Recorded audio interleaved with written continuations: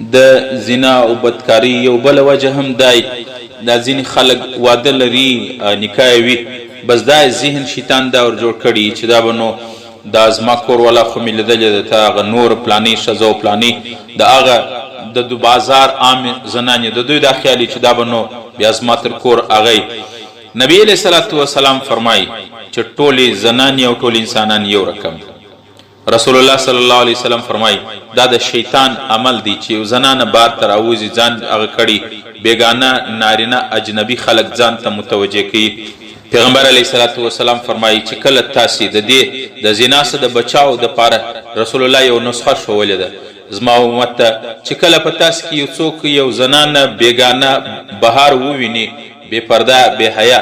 او په زړه کې مې خواهش د زنانو پیدا سي نو رسول الله صلی الله علیه وسلم فرمایي چې دا سړی د خپل کور ته راسي خپل بیبي سره دی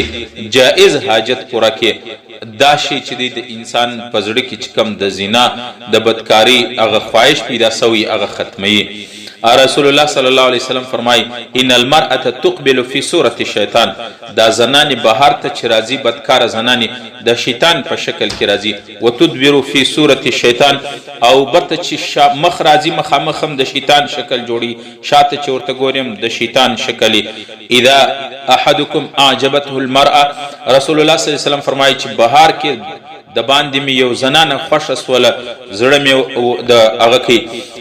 طلب پیدا سو فوقعت فی قلبه پزړه کې د زنانو خواته د زنا خواته رجحان او اراده پیدا سو فلیعمد الی امراته رسول الله صلی الله علیه وسلم فرمای هغه د خپل کور ته زنانې لراسي فلیواقعها د خپل کور والا سره د جائز حاجت پوره کې جائز هم بستری دی وکي رسول الله فرمای دغه د زنا جذبات چې سړی لراغلی دا ختمي فإن ذلك يرد ما في نفسه رسول الله هغه د زنا چې کم جذبات سړی تراغلی هغه ختمي خپل کور خپل بیبي سره جائز حاجت سړی پوره کوي یو بل روایت کې دی حضرت عبدالله ابن مسعود رضی الله عنه قال رسول الله صلی الله علیه وسلم امرأة فعجبته نبی علیہ الصلوۃ والسلام مخته یو زنانه رااله پیغمبر علیه الصلوۃ والسلام بشری تقاضا مطابق هغه خپل زنان خپل کور ته متوجه سو فاتا بیا رسول الله صلی الله علیه وسلم رالی حضرت سودا رضی الله عنها هغه د کور کار کوي خوشبو هغه تیروله د نبی علیہ الصلوۃ والسلام ته نبی علیہ السلام رالی فقضا حاجته دا هغه سره خپل حاجت ام بستری وکړه خپل حاجت پوره کړي یو خاوند چې د خپل بیبي سره کم حاجت پوره کړي جما او هم بستری کړي قال ثم قال بیا نبی علیہ السلام ویل ایما رجل راى امرأة رسول الله صلی الله علیه وسلم د دې یو نسخه انسانانو ته د زنا او بدکاری د بچاو د پاره وشوله رسول الله صلی الله علیه وسلم فرمای ایما رجل راى امرأة کم سړی چې یو زنانه ویني تعجبه بیا خوښ سي زړه غواړي چې دغه سره یو ځای سوی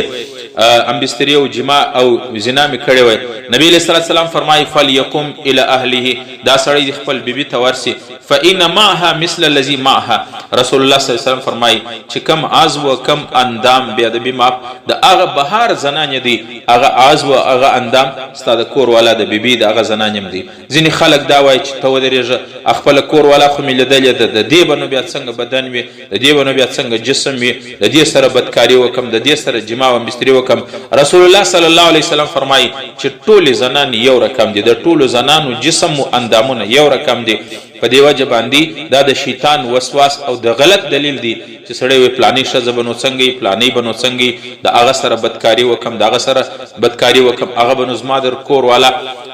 شی علما لیکي چې حلال نکاح زنانه تر ټولم شایسته ده د سړي د پاره او در ټوله هم پاکیزه ده او د خپل کور والا سره جما او جائز حاجت پر کول رسول الله صلی الله علیه وسلم فرمایي دا صدقه ده او دا تسبیح او عبادت او د ذکر رقم دی یو صاحب فتنه وکي یا رسول الله مش خپل خواهش پر کو دام ثواب لري دام اجر لري نبی علیہ الصلوۃ والسلام فرمایل کداغه خواهش یو سړی په ناروا طریقه باندې پر کی زنا په طریقه پر کی نو ګناه ده کنه ده صابر تو یا رسول الله ضرور ګناه ده نبی علیہ السلام ول چې څوک د ګناه د طریقه پریږ دی جائز طریقې تراسي نو بیا دا خپل کور ولا سره جائز حاجت پر کی دا به اجر دی دا به ذکر سوغندي دا به عبادت خوندي ثواب او اجر لري یو عالم بیان کی هغه د ځینو خلکو دا سوچ چې پلانې زنانه بنو څنګه دا بز ما درغه شایستای هغه عالم لیکي وای د دې مثال دی لکه اخروټ دانه اخروټ او جوز ټوله یو غټ لږکشنی یو هغی خو ټوله یو رقم دی مغز د ټولو یو دی دغه رقم انسانانو د زنانو اندامونه یو دی دا وسواس او دا هغه شیطان سړي ته اچي چې دا به نو څنګه زنانې هغه یو عالم بل مثال بیانوي وایي د دې مثال دی لکه په اوبو کې پخ سوي هګۍ دا اوبو کې پخ سوي هګۍ د ټولو سپین او ژړ دی صرف دا چې هغه ځینې هګۍ ته ژړ رنګ ورکول سوی ځینې ته شین ځینې ته سور به د سړي دا دغه چې د شنه هګۍ به نو د هغه ژړ شی تر هغه سره به شي تر پیازي به شي حالانکه دننه چې هګۍ ټولې ماتې کېده د ټولو هګۍ په مابین کې پخ سوي سپین او ژړ یو رقم دی رسول الله صلی الله علیه وسلم فرمایي چې